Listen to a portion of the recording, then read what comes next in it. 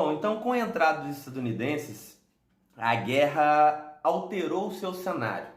E esse cenário ficou totalmente favorável à Tríplice Entente.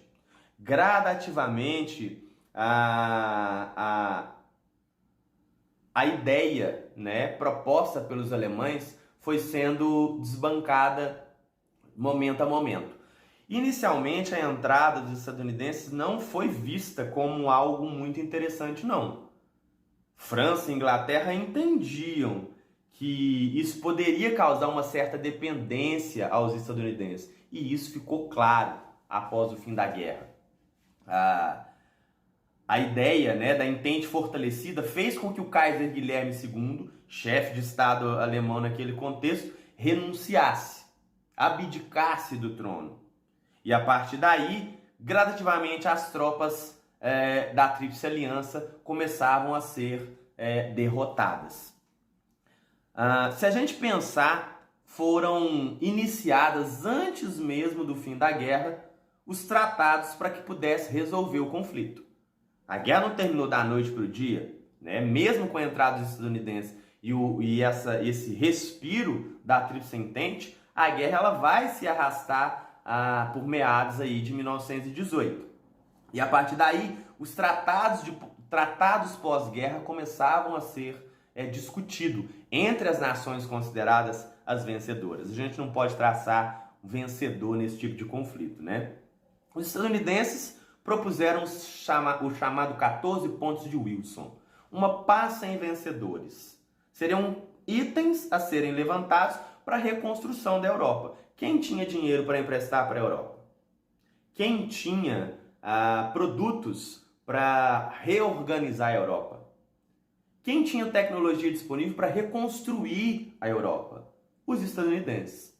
Então aí a gente tem um panorama claro de que, de qualquer maneira, o fim da guerra foi muito favorável economicamente, politicamente falando, aos estadunidenses. E a França e a Inglaterra sentiram muito isso, tanto que se mostraram muito dependentes do modelo estadunidense, né, após o fim da Primeira Guerra. Mas, enfim, os 14 pontos de Wilson não foram aceitos. França e Inglaterra queriam uma maneira que pudesse punir a Alemanha, e punir duramente. Por isso foi assinado como principal tratado pós-guerra o chamado Tratado de Versalhes.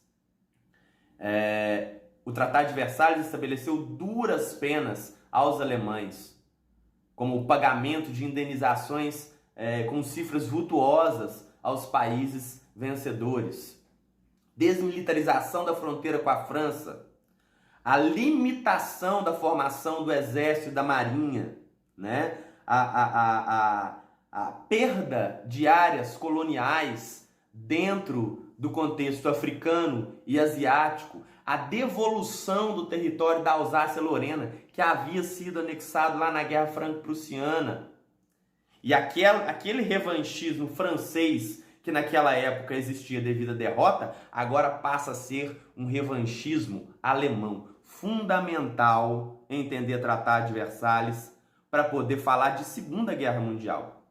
Nesse contexto, já começava ali a alimentar as ideias de um soldado de primeira classe alemão, que ficou com esse sentimento de humilhação, né, preso na garganta.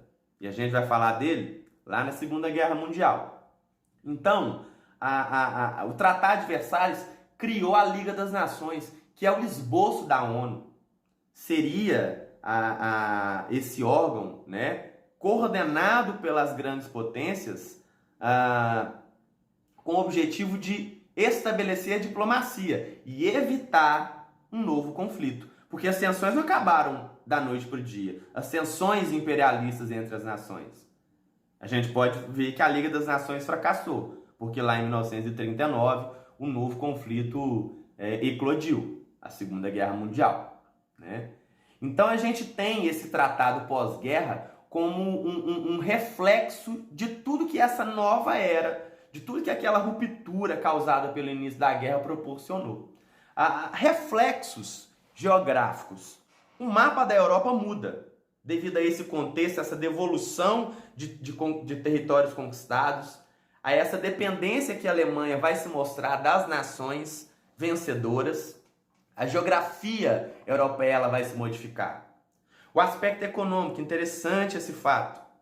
Sai a Inglaterra como a maior potência do mundo, né? A França correndo por trás. A Europa não é mais o centro econômico do mundo. A visão eurocêntrica começa a ser deixada de lado, porque agora os estadunidenses retomam, né? Os estadunidenses conseguem o controle da economia mundial através de tantas dívidas que vão receber de França e Inglaterra e pela ajuda que vão proporcionar a esses países para se reconstruir, né? A imposição cultural também vai ser muito forte. Os estadunidenses vão conseguir, de certa forma, expandir o seu mercado em todos os seus setores. A gente tem até mesmo, como consequência cultural, a inserção da mulher no mercado de trabalho. Porque o homem, ele estava na guerra, né? Ele foi combatente. A taxa de natalidade europeia, ela caiu drasticamente. Justamente porque a guerra trouxe esse horror. Milhares de pessoas perderam a vida de modo direto no conflito ou de modo indireto, né?